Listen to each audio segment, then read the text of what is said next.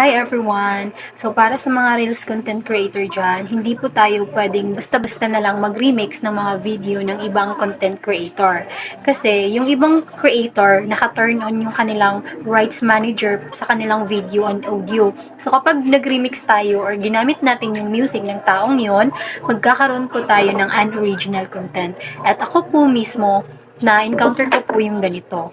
At pakinggan natin si Ma'am Ai Balesta, isang content creator. Ito yung sinasabi niya.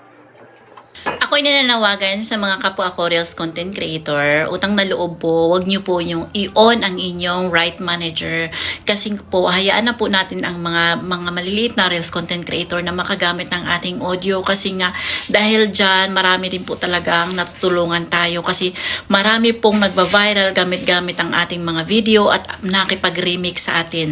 Kasi guys, once na ni-remix mo ang isang Reels content creator na naka-turn on ang kanilang right manager, ang mangyayari po sa inyo is unoriginal of content.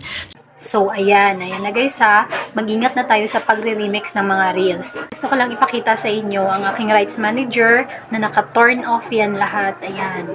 So, kung gagamitin nyo ang aking video at ang aking music, pwedeng-pwede, hindi pa kayo magkakaroon ng restriction dahil naka-turn off ang rights manager ko. Okay?